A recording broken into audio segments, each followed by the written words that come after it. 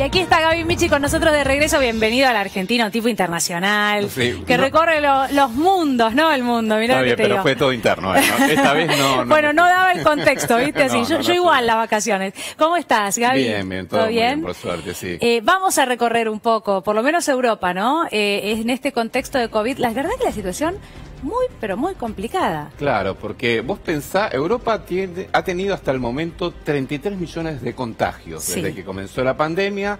Recordemos, están en la tercera ola, no la segunda, claro. La tercera ola. Yo ahí me perdí una ola, Claro. Me perdí, no sé cómo porque fue como, digamos, no llegó al tope de la primera ola, sí, pero fue más o menos en noviembre. ¿Verano de ellos? Claro, no, ya con el invierno, ya con el otoño invierno. En realidad, y ahora con el invierno es la tercera listo, ola, ¿no? Ahí estamos.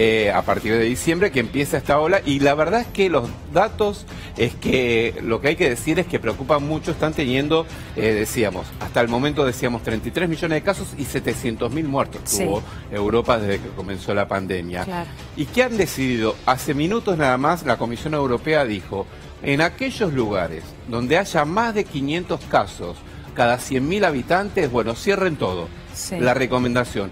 Y ese dato, por ejemplo, lo que hace afectar, por ejemplo, a España. España, gran parte de España tiene más de 500 casos cada 100.000 habitantes en la última semana. Y eso abarca Madrid, abarca Barcelona, entre otros países, entre otros lugares de España. Y por otro lado, están pidiendo mayores restricciones incluso en el tránsito interno entre países de la Unión Europea. Francia está pidiendo PCR obligatorio para el resto de los europeos que vayan allí, y lo que está pidiendo la Comisión Europea justamente es que todos avancen en ese sentido.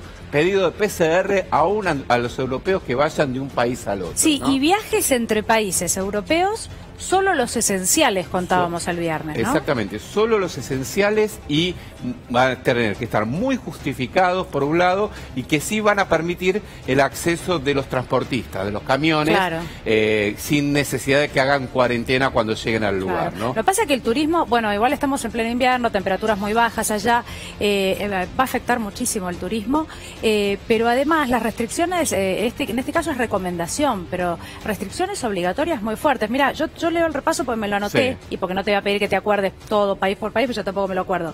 Pero España con toque de queda, ¿sí? Faltante de vacunas en España. En Francia también está estudiando un reconfinamiento sin escuelas. Digo esto porque nosotros en un momento, bueno, Portugal que dio marcha atrás también con el comienzo de clases, en un momento en el que nosotros debatimos el comienzo de clases, yo también me pregunto cuánto tiempo, más allá del transporte, más allá de las condiciones de hoy, la foto de hoy, cuánto tiempo se podría sostener también una apertura de escuelas acá cuando llega el invierno, mes de mayo, ¿no? Exacto, sí. Bueno, el tema de la educación en Europa está siendo debatido permanentemente. Hubo una etapa de la revista Charlie Hebdo muy contundente en las últimas horas, que eran chicos que en lugar de mochilas llevaban ataúdes, ¿no? Diciendo básicamente el riesgo al que se está exponiendo a los chicos por mandarlos a clases presenciales, ¿no? Pero sí, lo que vos decís es así. En Francia, toque de queda a partir de las 6 de la tarde. Es el país de las libertades, ¿no? Como se le dice a Francia, están en estas circunstancias porque los contagios son masivos. Y un dato, vos lo mencionabas al comienzo, Dani, que es el tema de las vacunas. Hay un reclamo muy fuerte de la Unión Europea a todos los laboratorios por la falta de entrega de vacunas. Europa pudo vacunar apenas a 2 de cada 100 personas, al 2% de sus habitantes. Gran Bretaña, que con el Brexit hoy ya no se la considera parte de la Unión Europea, ha vacunado al 6%, es decir, 3 veces más. Y no hay vacunas, y ya sabemos que Italia empezó una serie de juicios contra Pfizer por la falta de entrega de vacunas, pero aparte en las últimas horas se sumó que pensaban que iba a estar la de AstraZeneca inmediatamente aprobada la semana que viene, y hoy hay un retraso muy, pero muy fuerte también en AstraZeneca. Así que una situación complicada la que se vive en Europa. Bueno, hoy se supo que Moderna era la que faltaba, sí también funciona para las nuevas cepas. Esto es un dato importante y reciente, ¿no? Del mediodía de hoy, porque en el caso de Sputnik y de Oxford ya se había confirmado. Ahora hablamos puntualmente de Perú, porque la situación en Perú es muy difícil también. Exactamente. En Lima, Y en Callao hay que decir que no tienen más camas de unidades de terapias intensivas. Cero cama. Hoy por hoy no tienen posibilidad de internar una sola persona más en cuidados intensivos. Hay más o menos 1000 camas en estos dos distritos y están todas saturadas. A lo que se suma también, tengamos en cuenta lo que había pasado con lo que está pasando con el oxígeno.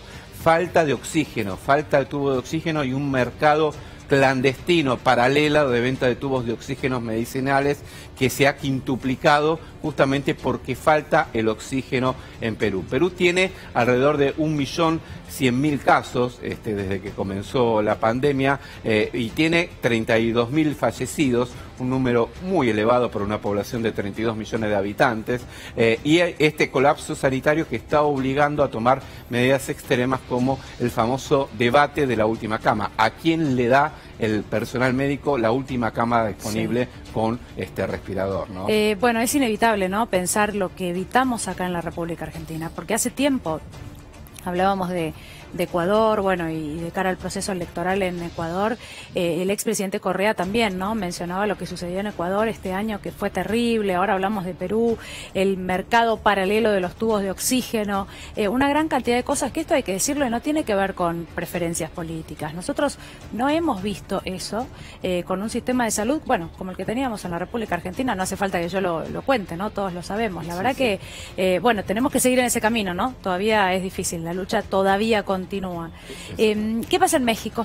Bueno, México, en las últimas horas se conoció que Andrés López Obrador, AMLO, el presidente, dio positivo de COVID-19, dijo a través de un tuit, lo comunicó, anunció que estaba bien de salud, que está siguiendo los que recomiendan los médicos en su domicilio, tiene 67 años, López Obrador, pero bueno, es un tema porque México también tiene una situación sanitaria delicada, ha tenido 1.900.000 casos desde que comenzó el COVID-19, pero ha tenido 150.000 muertos, ¿no? Es uno de los países con más muertos a nivel mundial, y López Obrador, hay que decir, en muchas circunstancias no actuó lo suficientemente responsable. ¿Por qué decimos esto? Porque se lo vio en más de una circunstancia, en un acto público, sin barbijo, ¿no? Y en un primer momento minimizó un poco los efectos, es más, invitó a la gente a salir a comer a los restaurantes, ¿se acuerdan? Y cuando todo empezaba, ¿no? Exactamente. Y entonces, bueno,